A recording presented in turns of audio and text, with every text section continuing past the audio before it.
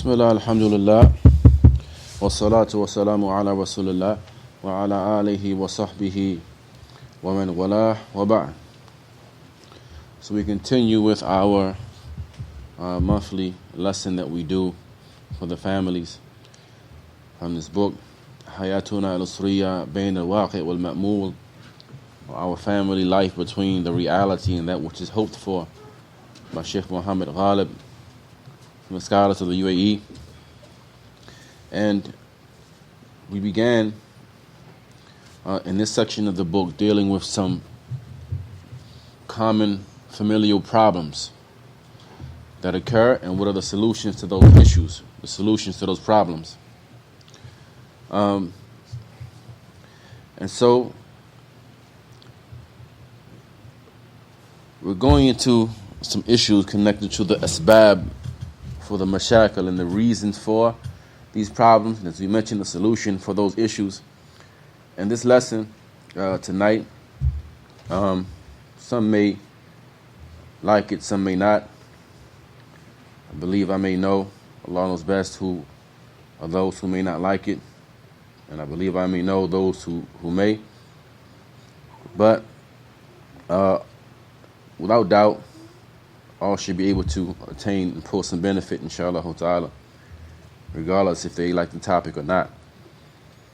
And so this fifth reason that leads to problems, سوء تصرف الأزواج في مسألة التعدد, is the poor method of dealing of some husbands in the issue of at-ta'addud, or plural marriage, of polygyny.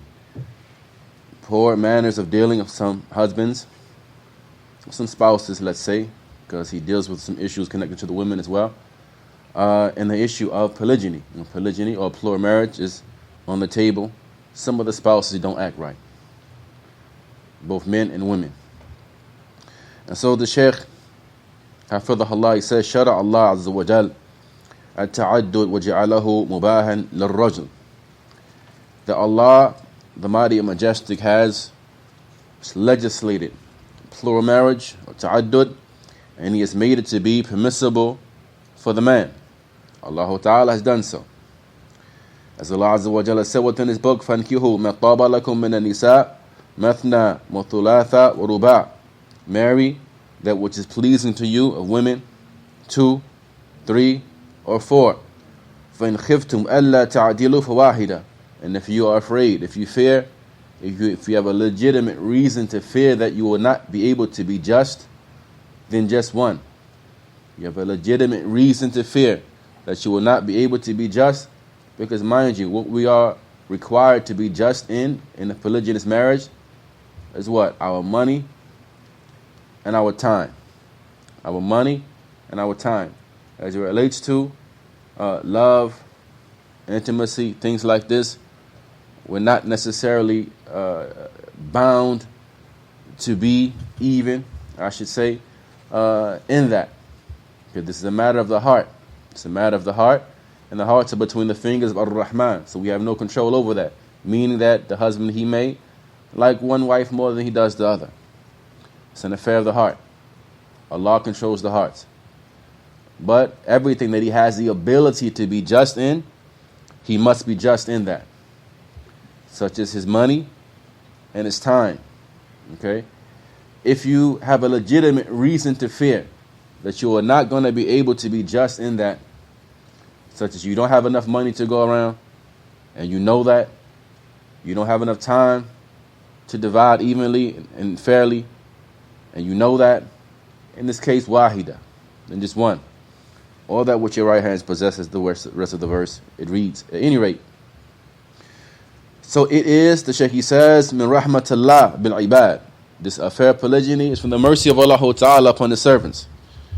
Wa fihi min al-masalih al-azima, and it has within it tremendous benefits, such as al-isti'faf, such as it keeps the people chaste. It keeps the husband chaste. Likewise, it may he may have a key in keeping some other Muslim sisters chaste. And like this, he says, likewise, kathratun nasl, the abundance of lineage. Everything that, all of the benefits that you can get out of one marriage, multiply that times 2, 3, or 4. Right? Love, association, children, all of those good things that can come about through one marriage, those good things can come about likewise through 2, 3, or 4. Okay, so these are all of the benefits that are contained inside of it. But just as those good things are there, the good things that can come about through one marriage, you multiply it by 2, 3, or 4. Similarly, the problems that would come about in one marriage, multiply that 2, 3, or 4. Okay, the financial problems, the attitudes, and the whatever may come up, unexpected things that may come up in one marriage, multiply it times however many wives you have. Okay, so this is what the people have to bear in mind. It's not just a party. He says, "Naam, and other than this from benefits, وَلَيْسَ سَبَبًا مِنْ أَسْبَابِ الْمَشَاكِلَ الْأُسْرِيَّةِ فِي ذَاتِهِ." So polygyny in itself is not a reason for problems. Polygyny in itself is not a reason for problems in a family. إِنَّمَا سُوءَ التَّصَرُّفِ فِيهِ هُوَ السَّبَبْ مِنْ أَسْبَابِ الْمَشَاكِلِ الْأُسْرِيَّةِ. Rather, it is the poor manners of dealing with it. Poor manners of dealing with it and handling it that is the cause for familial problems. وَالتَّعَدُّدْ, and polygyny, he said, is قِرَار يَحْتَاجِ إِلَى قُوَّةٍ. It is stability. It is stability in and of itself. It helps to keep some people sane. Some people, they may be about to explode or may be about to fall into something haram. Right? And polygyny may be the thing that saves that person from falling into something haram. Right?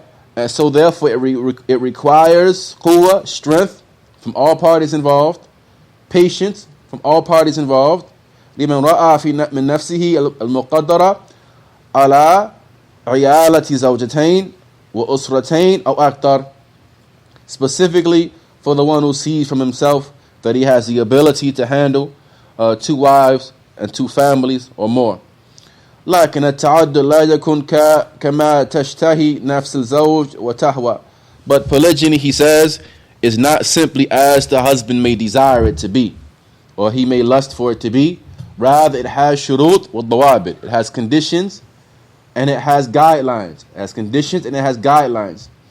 ومن الواجب اتباعها, and it has things that are obligatory that one must adhere to and follow as it relates to them. And from those conditions is firstly al-adl bayn al-zawjat, is justice between wives. The husband has to have the ability to be just between wives. Now, we don't say that he has to be equal, because he doesn't have to be equal. As we mentioned, there are certain things that are out of his control. Affairs of the heart, things like this. Perhaps one wife needs something that the other one doesn't. Her situation is not like the other wife's situation, right? And like this, so he's not required to be equal in all things. But justice, he always has to be just. He always has to be just. There's never a time when he can be unjust. The husband cannot be a zalim. No Muslim can be a zalim, an oppressor, right? If you're unjust, you're an oppressor. So he can't be unjust, but he doesn't necessarily have to be, equal and fair in all things, right? And that should be clear. وَقَالَ اللَّهُ تَبَارَكَ وَتَعَالَى فَإِنْ خِفْتُمْ أَلَّا تَعْدِلُوا.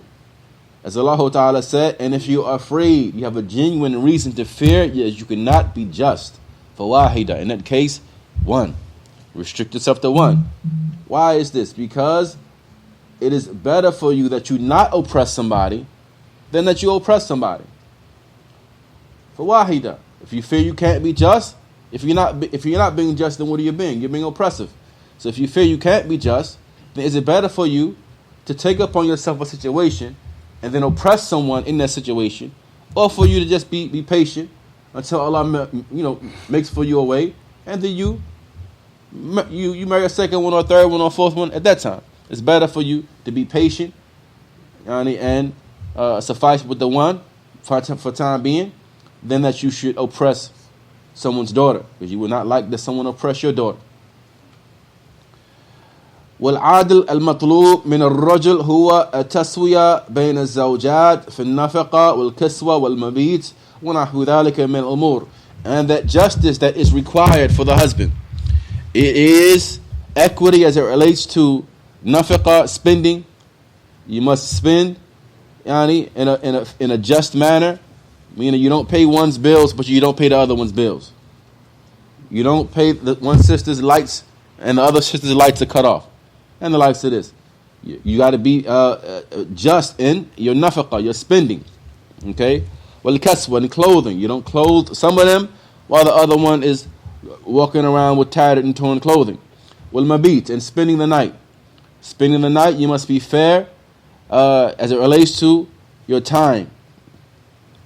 And we say night because this is the ghalib, this is the case in most instances, the madar al-mabit, meaning that which the focal point is as it relates to spending time is the nighttime, because the husband's livelihood is what? During the daytime.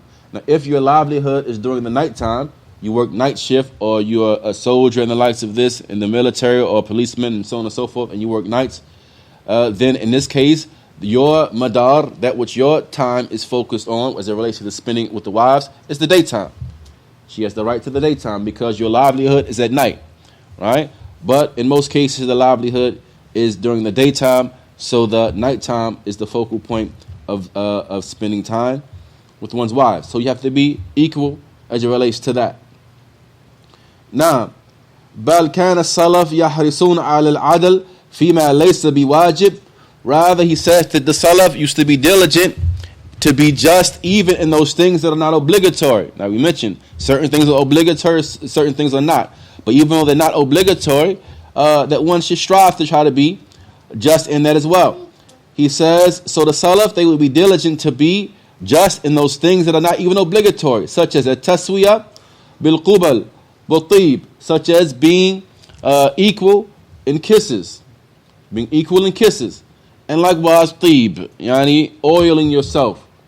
Meaning you don't put nice smelling oils around one of them while you go around the other one and you smell like nobody's business. He said that as Jabir ibn Zayd, rahimahullah, he said, Kana li imra'atan. He said that I had two wives, فَكُنْتُ أَعْدِلْ بَيْنَهُمَا حَتَّى فِي الْخُبُلِ, and I would be just between them even in my kisses. Likewise, it is reported from Mujahid, rahimahullah, that he said, كَانُوا يَسْتَحِبُّونَ أَنْ يَعْدِلُوا بَيْنَ النِّسَاءِ حَتَّى فِي الطِّيبِ. He said that they, meaning the Salaf, from the Sahaba, as Mujahid, he was a tabi'i. Mujahid was a tabi'i from the students of Ibn Abbas. Mujahid, and he's from the scholars of Tafsir as well, as he learned from his Shaykh Ibn Abbas. He said that they, meaning the Sahaba, they would recommend justice between women, hatta fi tib, even in oils. He says, فَيَتَطَيَّبُ لِهَذِهِ كَمَا يَتَطَيَّبُ لِهَذِهِ. So one should oil himself for one wife, just as he oils himself for the other wife. Okay?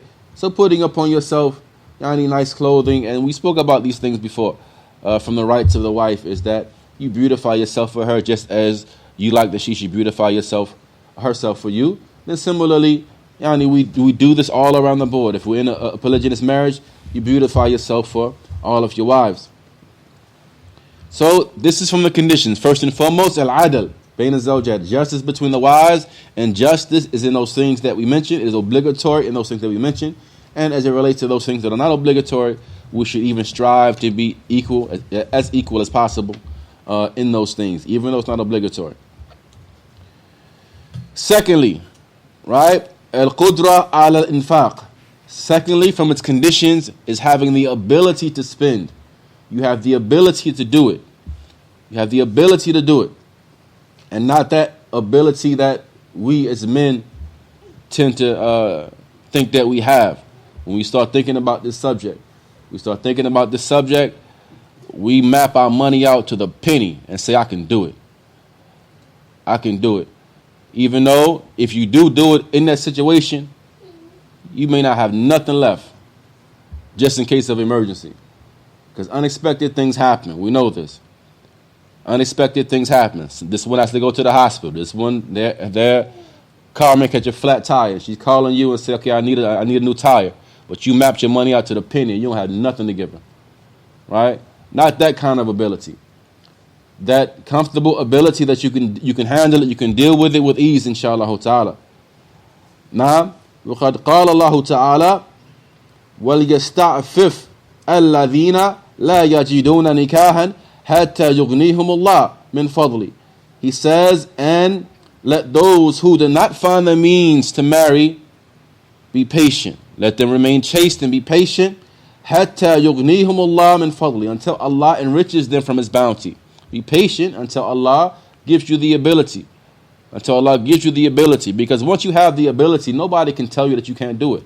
Allah already gave you the allowance. Your Lord and her Lord, the creator of everything that exists, He gave you the permission to do it. So once you have the ability, once you have the means, who can tell you that you can't do it? No one. No one. Okay? So He says, let those who don't have the means, let them be patient. Be patient, remain chaste until Allah enriches them out of His bounty. Now, and if you know something that you want to do, then you have to step your game up. You have to prepare, you have to get ready. Just as you would if you were single trying to marry one wife. You would have to prepare and get ready. Similarly, you have to prepare and get ready. فالزوج إن عدد فإنه يحرص على الإحسان لزوجته والعدل بينهم في أمور النفقة. He says, so the husband, if he decides to practice polygyny, then he must be diligent upon ihsan and kindness towards his wives, and likewise justice between them in the affairs of spending. لكن إن رأى من نفسه عدم الاستطاعة على الإنفاق, but if he sees within himself that he does not have the ability to do it, realistically speaking, he does not realistically have the ability to do it. And don't accept, ayyuhal ikhwa, I like this, I speak to my brothers from experience. Don't accept no woman's statement that she can be patient with this, that, and the third. Don't accept that. You do what you know that you have the ability to do. Okay? Because yeah, she's going to tell you that she can be patient. But she can't. But she can't. It's just not even in her. Alright? She's not required to. It's not even in her. So you do what you have the ability to do. And if you know that you don't have the ability to do it, فَلَسْتَعْفِفْ, then remain chaste, be patient, withhold until Allah Ta'ala enriches you of His bounty. Naam, and suffice yourself with what you have. In the hadith, the Messenger of Allah said, alayhi as-salam, man kana lahu imra'atani yamilu li ahadihima al-ukhra, that whoever has two women and he leans towards one more so than the other, ja'a yawm al-qiyamah ahadu shiqqayhi ma'il, will come forth on the day of judgment having one of his two shoulders leaning to the side. From that which is obligatory to the husband adorn himself with in this affair is si'atul bal, is that he must have a broad thought process. He must think in broad terms. Likewise, he must have an open chest. He must anticipate the reward from Allah Tabaraka wa Ta'ala, and he must have good management. He must have good management. And likewise, at-taghaful, he acts as though he doesn't see certain things. What do you mean by this? You're going to hear some things. You're going to hear something in a polygynous marriage. You're going to hear some things that upset you from these women. You're going to hear some things that get under your skin. You have to act like you don't even see it. Act like you don't even see it. Act like you don't even hear it. Taghaful. Right? This is, we know from the Arabic students, right? This form of the verb, this form of this bab, tafa'ala, it's a reciprocal action or it's a feigned action. It's an action as though you're acting like you're doing something that you're really not. You're acting as though you're heedless of it. All right? They're trying to annoy you, get under your skin, and they start doing that. You act as though you don't see it. Act as though it's not bothering you. Rifq, and likewise gentleness. One must have gentleness. وَدَمَاثَةُ الْخُلْقِ, and one must have a pleasant character. One must have, and this is all advice to the husband here, because he's going to get to the wives as well, and with some advices for them. One must have good, he must take care of his situation in a good way. وَالْإِجْتِهَادُ فِي إِظْهَارِ الْعَدْلِ, and he must strive to exemplify justice, and likewise honor, being diligent and striving to bring the bring his family together, bring the wives together. وَتَقْرِيبُ الْقُلُوبِ, bringing their hearts together. And likewise, having good speech in doing so. Having good speech in doing so. أما بيان تفصيل إدراج هذا الحكم ضمن المشاكل الأسرية فسببها السلوك الخاطئ الذي شوهه. He says, and as for the details, which bring about problems in these types of marriages and so on and so forth, he said, then the reasons for that is having a poor method of operation in these types of marriages. And this is from both sides, or all three, or all four, all five sides. He says that. Now, he says, and this is whether it may be from the zawj that is mu'addid, a husband who has more than one wife, or a husband who only has one wife. Either way, the man has to conduct himself in a good manner as it relates to his his marriages. So he's going to mention he's going to mention some bad manners of dealing from the husband. Okay, and then he's going to mention some advice for the wife as well.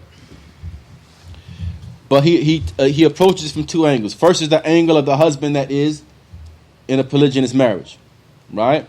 And then advice to any husband, whether in a polygynous marriage or in a singular marriage.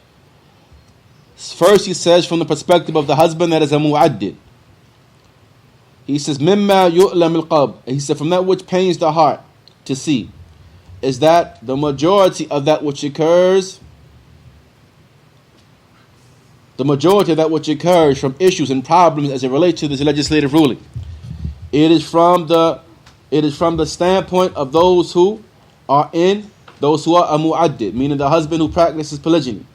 The majority of the issues and problems, he said, is from the man, because the man is the one who's supposed to have control over the situation, and he's the head of that household or those two households. So the majority of the issues are going to come from him. وَمَا حَصَلَ مِنْهُ مِنْ مَظَالِمٍ, and whatever occurs from him from acts of oppression as it relates to his wives for his first wife. He says,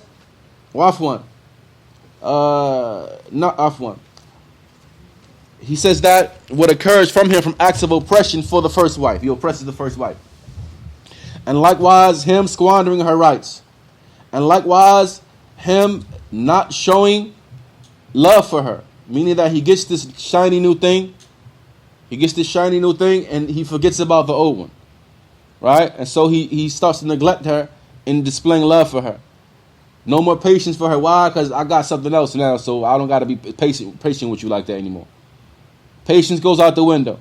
He starts being cold towards her, and he forgets about displaying love towards her. Now, he says, and likewise, he displays harshness towards her, and he does not fulfill her rights. فَلَا تَجِدْ زَوْجَتَهُ الْأُولَى مِنْهُ أُنْسًا. And so the first wife, she doesn't find any type of compassion from him. وَلَا يَعْرِفْ لِأَبْنَائِهِ مِنْهَا حَقًّا. Likewise, the children that he has with her, he is not fulfilling their rights either. He says that, and she has no more worth with him once he marries a new wife.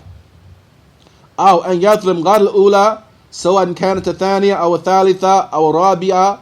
Or he may oppress the other wives, the second, third, or fourth wife. He may oppress them.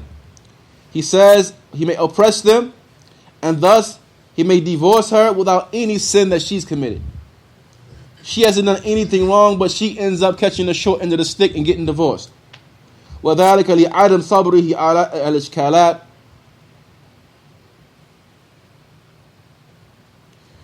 She hasn't done anything wrong to get divorced, but he divorces her because he's not able to handle the problems that he's getting from the first one. He can't handle the problems that comes along with polygyny.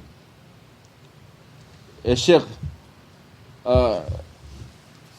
Salih Suhaimi, he mentions concerning the affair of polygyny. He said if a man has the financial ability, he has the physical ability, and likewise he has the fortitude to bear what he's going to hear from these women. Because you're going to hear some things. Trust me. You're going to hear some things. You got the financial ability, the physical ability. You can satisfy all of these women, and likewise the ability to bear what you're going to hear, then let him do it. All right? You have to prepare yourself. You have to prepare yourself. You have to be mentally ready for something like that. Okay? Because you're going to hear some things. He says, so the husband, he divorces this woman who was only looking to find a good man. And she thought she had found it in you. She ends up getting the short end of the stick. Why? Because you can't handle your business. You can't handle and bear the issues and the problems that come along with polygyny. As he mentioned at the beginning of the class, right? That all of the problems that would come in one marriage multiplied now. And you know, if two women got to share a room, a car, there's going to be some problems. Much less a man. So you're going to hear some things. Okay? So since he can't handle it, he divorces her.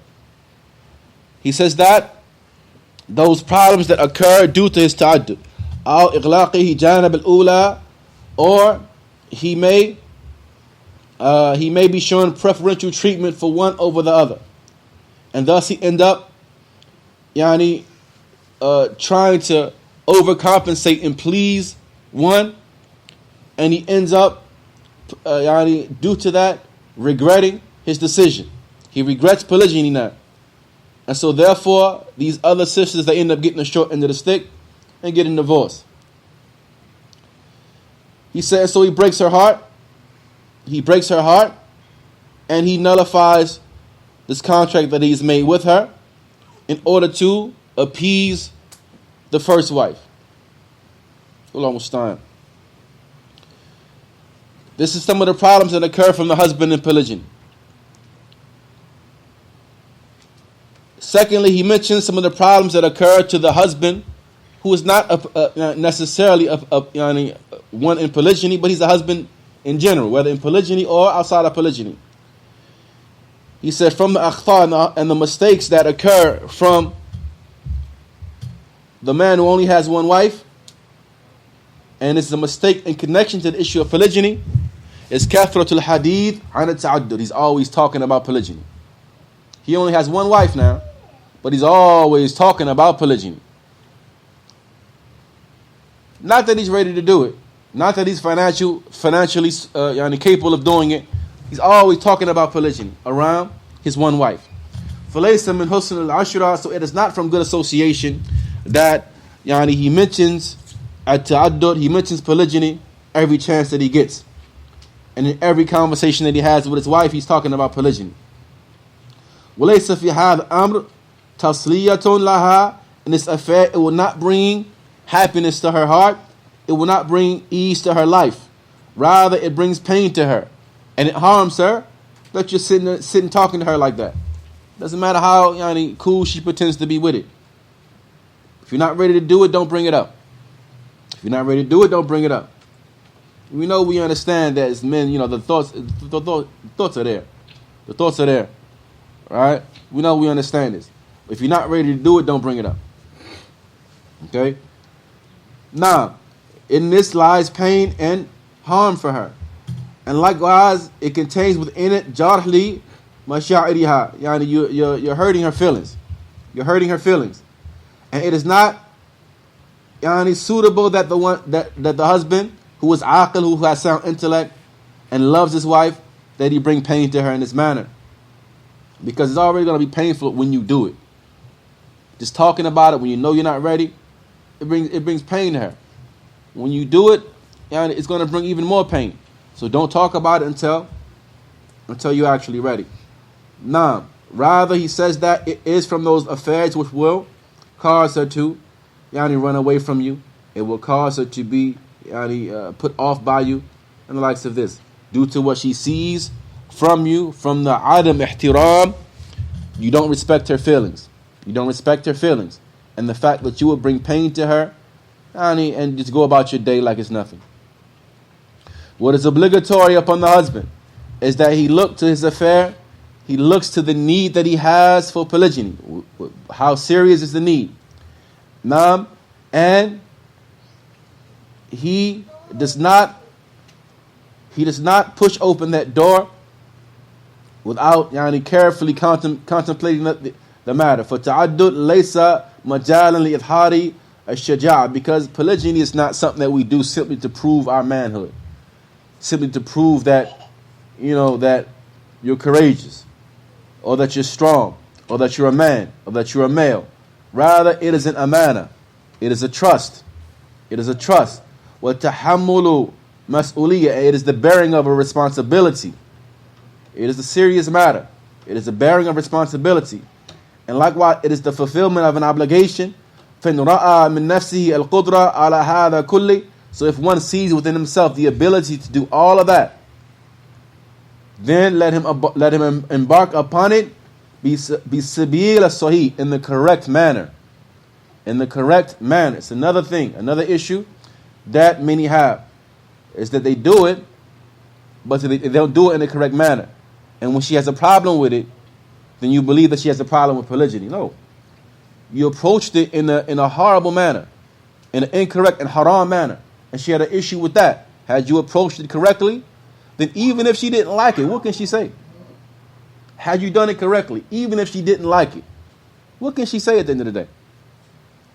But now you give ammunition against yourself by way of your haram approach to this halal affair. He says that, now, he says, then let him embark upon it in the correct manner, having taqwa of Allah tabaraka wa ta'ala, acting by way of that which the sharia necessitates. And let him likewise honor his first wife. Let him have respect for her and honor her and be good to her, and not make this affair to be a means and a reason for her to separate from him. وَإِن لَمْ يَكُنْ فِي حَاجَةٍ إِلَى هَذَا الْأَمْرِ, and if he has no need for this affair in reality, then let him not harm and ruin the stability that he already has in his current situation. Okay? Now, nasihatun lizawj, advice to the husband. Advice to the husband. His advice to the husband is short, but the advice to the wife is quite lengthy. He gives two advices to the wife, and they're quite lengthy. We'll try to get through it, inshallah ta'ala, and I'll try to summarize where I can. Advice to the husband. في حال حصول بعض الإشكالات بسبب التعدد, when some problems occur and pop up due to the affair of التعدد. فليس الحل, the resolution, the remedy for these problems is not divorce. The resolution is not divorce. Okay, we took upon ourselves this responsibility. Okay, then when the problems come that are inevitable, we can't be looking for the easy and the quick way out. He says, الَّذِي يَلْجَأْ إِلَيْهِ الْبَعْض ظَنًّا مِنْهُ, which some of the people resort to, believing erroneously that this is a quick solution for what he's feeling in this moment, and this is how he's going to rid himself of these problems. فَطَلَاقْ فِي غَيْرِ مَحَلِّهِ ظُلْمٌ, because divorce, when it is not actually justified, is oppression, is dhulm. Divorce, when it's not justified, is dhulm. And any person who has sound intellect will not be pleased with that for his daughter nor for his sister. كما أنه ليس من حسن العشرة, likewise it is not from good association أن تكون الزوجة دائما تحت التحديد والتخويف, that the wife is always being threatened with it. If you don't get your act together, I'm going to leave you. You don't get your stuff together, I'm going to divorce you. This is not for manhood. It's not for manhood that we use divorce as like a belt or like a whip that we threaten our wives with. This is not for manhood, right? We problems come up, we deal with them. Okay, and every marriage has problems. Every marriage has issues, has good times, bad times, ups, downs. Okay, and something that I marvel at, and I always ask when I find that a couple's been married 15, 20, 30 years, I ask, what's the secret? It's one question I ask. What's your secret? What do you think the solution is? And the second question I always ask is that over the course of that 30 years, how many times did you almost think it was over? Just imagine, 30-year marriage, how many times were you at that brink where you was like, man, this is it. I'm out of here. But you pulled through. You stay together and you pull through. Okay? those 30-year long marriages, those like few of the people that are like Imam Ahmad who says he was married to his wife for 20 years and never had a single argument. Few of the people that are like that. Most marriages, they're going to have things that occur inside of them. Going to have those times and instances where you feel like, man, this is it. But you hold on to each other and you're patient and you work it out. Okay? So we don't use divorce as a means of discipline. Divorce is a permissible outlet of a completely unbearable situation. People are not fearing Allah Ta'ala. They're transgression against each other's rights and so on and so forth. And staying together is going to be more harmful than separation. Okay. But a means of discipline, no. He says so that it is not from good association that the wife is always under this threat. That she can't she's walking on eggshells around the house. He says so every time she has a difference with her husband in any issue, then he waves this salt, this whip of divorce over her head. Now he said, and so by way of this, the wife lives in worry and grief and fear constantly. فَلَيْسَ فِي هَذِهِ الْحَالِ لِقُوَّةِ الزَّوْجِ. In doing so, it's not a display of strength for the husband. All right, it's not a display of strength for the husband. Now, he says, and it is not proper and befitting to for the husband who has honor and nobility to conduct himself in this manner. وَلَا هُوَ مِنْ شِيمِ الْأُقَلَى. Nor is it from the qualities and characteristics of the uqala, the people who have intellect and sound judgment. Now, he says that, and now he gives advice to the wife. First advice. There's two advices. The first advice, we'll summarize inshallah ta'ala. They're very long. In ta'addada, he said, inna ta'addud hukmun rabbani min Allah. That polygyny is a divine ruling from Allah tabaraka wa ta'ala. Meaning Allah azza wa jal, your Lord, is the one who has legislated it. And from that which is unfortunate is that we see much objection to this legislative ruling from some of the wives. He says, or they display hatred for it. They display hatred for it. وَالنُّفُورُ مِنْهُ. And they run away from it. They run away from it. It's the same threat that we mentioned from the husband towards the wife. Some women, they threaten the husband with that. Oh, if you marry upon me, I'm out of here. And I'm taking the kids with me. And so like this, she threatens him with taking his kids away and the likes of this. So he has to make a decision now.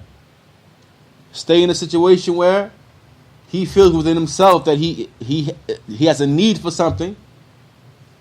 All right? And he's going to be constantly thinking about it. And every time she angers him and upsets him, he's going to have resentment inside of his heart now. She makes it hard for herself in actuality, threatening to leave and the likes of this. He says that they display hatred for it, or they run away from it. For zawja mahma balagat, no matter how her feelings may be, from jealousy and pain that she has inside of her heart, عليها أن تحرص على ألا يظهر منها أي من الاعتراض. She must be diligent not to display any type of objection for the rulings of Allah Tabaraka wa Ta'ala. And it is not permissible for her to look at any legislative ruling with a nadra of hatred, that she dislikes anything that is from the deen of Allah Tabaraka wa Ta'ala. Alright, she must not dislike anything from the deen of Allah Tabaraka wa Ta'ala. Disliking and hating something from the religion, from Allah's religion is what? It's kufr. A nullifier of Islam. She may nullify her Islam by disliking this affair. Okay?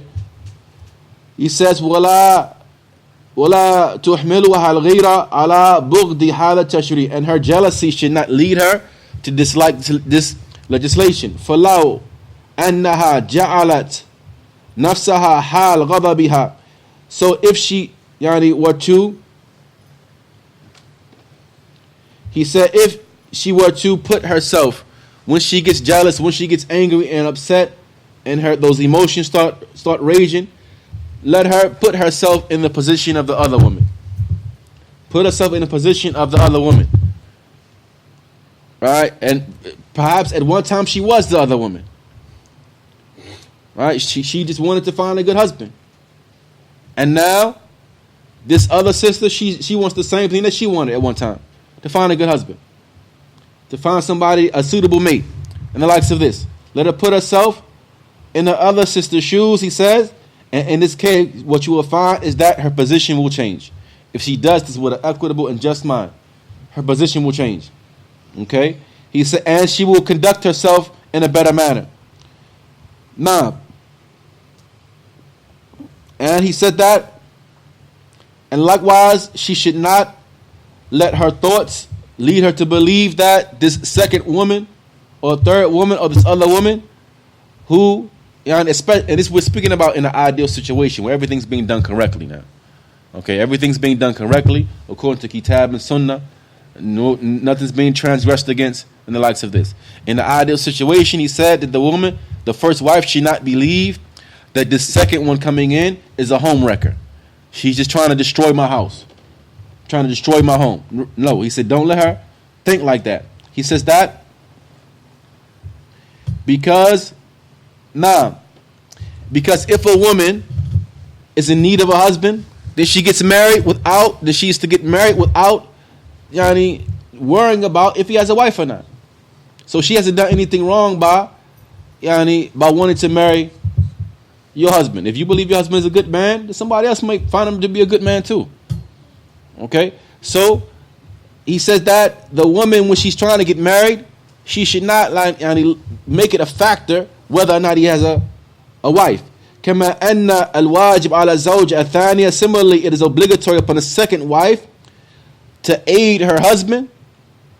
To aid her husband in successfully pulling off its responsibility. وتكون حريصة على أن يقيم العدل, and she must be diligent to help him establish justice and equity between the other wives. And she must alert him. She must alert him if something seems not right. She doesn't just accept the right of her sister. All right, she doesn't just accept the right of her sister. All right, if she knows something that he is giving to her is a right of her sister, she alerts him to that. No, that's not right. It's not right. That's her right. Make sure that you get a sister her right. Okay? He says that. And she takes his hand if she sees him falling short and reminds him. And she is diligent in making sure that the love is intact and it remains between him and his other wife, or his first wife. Secondly, the second piece of advice that he gives to the wives. He says that it may be difficult. قد يشق على الزوجة مشاركة زوجها مع امرأة أخرى. It may be difficult for a woman to share her husband with another woman. And likewise, وعدم محبتها لهذا الأمر هو من فطرتها. And her not liking to share her husband is a part of her fitrah. It's a part of her fitrah. It's natural. It's natural, and it is from that which the women were created with.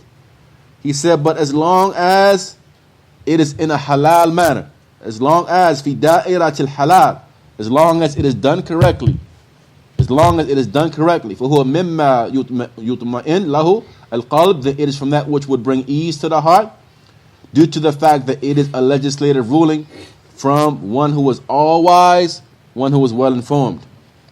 So it is not proper and befitting that which we see from some of the zawjat min tafdil al-inkhirat zawjiha fil fawahish wal atham ahwan min an yu'addid alayha. So it is not proper and befitting what we find from some of the women, that it is easier for her to bear her husband committing something haram, some fahisha. That will be easier and lighter for her than for him to marry another wife. And what's the sign of that? The sign is that we find that some of the women may catch their husband doing something outright haram. Outright haram. She forgives him. She get upset, but she forgives him. She's patient. But let him tell her that he's going to marry another wife. That's the straw that broke the camel's back. It's the straw that broke the camel's back. No, I'm not being patient with that. All right? This is a twisted mindset. It's a mindset that has nothing to do with our religion. He says that, so it's not befitting that we find that. فَهَذَا النَّوْء مِنَ التَّفْكِيرِ مُصِيبَةٌ عَظِيمَةٌ. So this type of thought process is an extreme calamity. That it is lighter for her that her husband fall into that which is haram rather than he do something which is halal and tayyib. فَعَلَى الْمَرْأَةِ الَّتِي يُعَدِّدْ عَلَيْهَا زَوْجُهَا. So it is upon the woman that her husband marries upon her that she yield and submit to the legislation of Allah Tabaraka wa Ta'ala and His ruling, and she is patient and she displays rida, right? She displays rida. And again, bearing in mind that it may be difficult, but what should she display? We're not held accountable necessarily for what we feel. We're held accountable for what we say and what we do. Person may feel sadness, may feel grief, may feel jealousy. This is all fine until you say something impermissible or do something that is impermissible. This is where one would be in a violation. Okay? So what she must display is al-inqiyad, yielding and submitting to Allah's legislation and His rulings with patience. And the patience is at the first stroke of the calamity. As-sabru bi-sadfat al-ula, as the Messenger of Allah said. The patience is when you first get that news that you don't want to hear. That's the time when the patience is important. All right? Don't act out in the beginning, and then when you realize you're going to do it anyway, oh, well, I'm just going to be patient. You should have been patient from the beginning. You should have been patient because that second patience is a patience that you may not get rewarded for. Why? You had no choice. He was going to do it anyway. Be patient in the beginning and maintain that bi'idhnillahi ta'ala for the duration. Likewise, being sure that whoever leaves something for the sake of Allah Ta'ala, Allah will replace that for them with that which is better.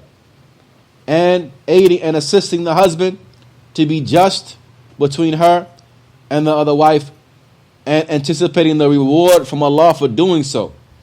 Anticipating Allah's reward for doing so. We mentioned time and time again how we often ask Allah to give us Jannah. Okay, but Jannah is surrounded by what? Things that we don't like. Surrounded by things that we don't like. So when the sister gets that news of something that she doesn't like, okay, this could be your ticket to Jannah. Being patient, seeking the reward of Allah Ta'ala, holding fast in that, holding on to your family, holding on to your husband. Okay, don't throw the whole man away because he wants to do something halal. He says that. Anticipating the reward, al-ihtisab min Allah. He says, and likewise, if she does so, Allah will honor her. Allah will honor her, and He will elevate her in ways that she couldn't even imagine. And this is from a display and a sign of her noble characteristics. The one who looks into the prophetic sunnah will find tremendous examples and lessons for quelling affairs that occur due to this, and problems that occur due to this. From that, kana min adatihi annahu idha kharaja aqra, that whenever the Prophet alayhi would travel, whenever he would travel, he would draw lots between his wives to see who's going to travel along with him. Right? We know about this. On one occasion, he drew lots between his wives to see who would travel, and the lot of two wives came up. Aisha and Hafsa. Okay? So he took Aisha and Hafsa, both of them, on travel with him. And while they were traveling, he would ride along with, at nighttime he would ride with Aisha, or with Hafsa rather. Excuse me, in the daytime he would ride with Hafsa, and at nighttime he would go to Aisha. This is for the duration of that trip. And so Hafsa said to Aisha, ألا تركبين الليلة بعيري وأركب بعيرك, that tonight, why don't you ride my camel and I'm going to ride your camel so you can see the things that I normally see and I see the things that you normally see. Right? We'll just change your scenery. It's a plot, right? It's a plot. Okay, you ride my camel, I'm going to ride yours. So you can see what I normally see Because my camel sits here. I'll see what you normally see. You change the scenery. Aisha said, okay. She agreed to that. Okay. But when nighttime came, the Messenger of Allah is going to Aisha's camel, but Hafsa's there. Hafsa's there. Okay. And so he came, he gave salams, and Hafsa, she returned the salams back to him. And so he traveled along with Hafsa during that night. And Aisha, when she realized what happened, she had regret. Right? She was sad and she was missing her husband. Okay? But once they had descended, he says that, and Aisha, she said, Ya Rabbi, salit alayya aqraba, oh my Lord, let a scorpion come and bite me, or let a snake come and bite me. Yani she was saying this due to what she was feeling from grief and out of her sadness and jealousy. فحصل نوع من الغيرة بين زوجات النبي ولم يكن الحل النزاع والطلاق. And so here what the Shaykh is pointing to is that we had this jealousy that occurred between the wives. And these issues and problems that occurred between the wives, but what was the solution? Was the solution divorce? No. The solution was not divorce, and it was not, I'm going to sit here and start arguing with you now. Ja'a and Anas, he mentions the story, this well-known story, from Anas ibn Malik, that the Prophet ﷺ was with some of his wives. And one of the other wives, one of the mothers of the believers, has sent a plate of food.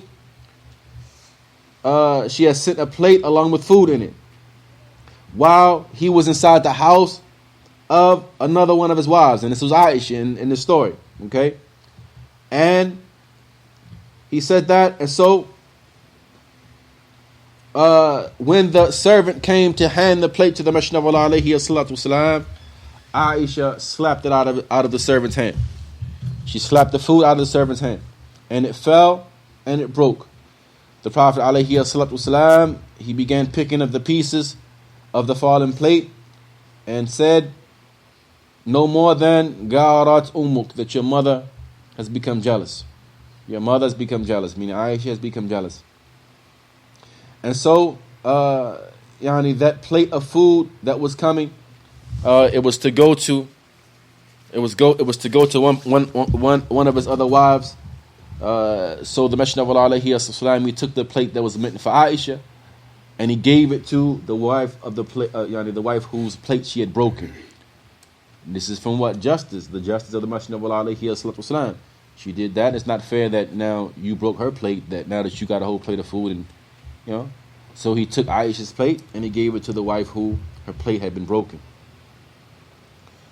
Now, he says that this is an evidence that problems are going to occur in a polygynous marriage. Now, things are going to pop up, things are going to happen. Now, he says that, and this is jealousy. This is something which was in the nature of the woman and her fitrah. لكن لا يجوز لها أن تعارض حكم التعدد. He said, but it is not permissible for her to object outright to the affair of polygyny, nor that she should transgress the set limits of Allah Tabarak wa Ta'ala. Now, and likewise, she should not spend all of her days thinking about her co-wife and what the co-wife is doing, what she has, what's in her house, what's not in my house, what's going on here, what's going on there. Rather, she should not spend all her days thinking about the co-wife, so that her thoughts about her co-wife busies her from worship and from prayer and from her children, and other than that, from her responsibilities. He says that كما حصل لما حضرت امرأة إلى رسول الله, like what occurred with a woman when she came to the Messenger of Allah alayhi salatu wasalam, وقالت يا رسول الله إن لي درة, O Messenger of Allah, I have a durra, I have a co-wife. فهل علي جناح, so is there any sin upon me in tashabba'at, in tashabba'tu rather, is there any sin upon me if I, this term tashabba'tu, if I fake like my husband gave me something which he didn't really give me, just to get under her skin. Alright? I want to act like he gave me something which he didn't give me, just to get under her skin. Look at this. The Messenger of Allah alayhi salatu wasalam, he says Nah, he says, "Al-mutashabbi'u bima lam yu'ta," that the one who makes this tashabbu', the one who fakes like they were given something which they weren't given, he says, it's like one who wears two garments of deception. Like one who wears two garments of deception. Why is this? One, you told a lie. One, you told a lie. The second garment of deception is that you cause problems for your husband. Because now the other wife is going to get jealous, believing that you got something that she didn't get. When you know that you didn't get it, it's going to create problems for him. Okay? So he says that the one who does so is like one who wears two garments of deception. لِأَنَّهَا بِفِعْلِهَا هَذَا, because by way of this action of hers and her striving to affect her co-wife and make her angry, she brings about problems. She brings about problems that nobody is in reality in need of. And on top of that, she may cause grief to the other wife. The khulasa, the summary of the issue, and the ta'addud hukm shari, is that polygyny is a legislative ruling. As Allah Ta'ala has said, and marry that which is pleasing to you of women, 2, 3, and 4. وَفِيهِ مِنَ مُصَالِحَ الْكَثِيرَ الَّتِي لِأَجْلِهَا شَرَعَهُ اللَّهِ, and it has inside of it benefits due to which Allah Ta'ala has legislated it. So therefore, he says, I advise every Muslimah that she not transgress the set limits of Allah, and that she stand along with her husband in that which Allah Ta'ala has legislated. When ya'lam kul wahid haq ghayrahu alayh, and let each person involved in that situation know the right of the others that is upon them, and strive to work righteousness and to busy themselves with righteousness, and to purify their hearts from rancor and envy and the likes of this. فَهَذِهِ فِيهَا السَّعَادَةَ حَقِيقِيَّةً, because doing so will bring about true happiness, and it will bring about relaxation and ease for the Muslim that is brought about by way of yielding and submitting to the command of Allah Tabaraka wa Ta'ala. And with this, the Shaykh, he concludes that section of the book. So we'll stop here and we'll pick up next month, inshallah ta'ala, from ta'liq al-khilafat al-usriya, other types of problems that occur within the family. One important point that's coming up, inshallah ta'ala, in the next lesson is involving others in your problems. We're not speaking about people who can actually help and do something, someone who can advise and counsel and the likes of this. And he's speaking about others, speaking to others about what goes on in your household. Something which is a big mistake. Just venting. It's just venting that you find some other people do. It's a horrible mistake. We want to touch upon that in the next issue, inshallah ta'ala. هذا وصلى الله وسلم وبارك على نبينا محمد.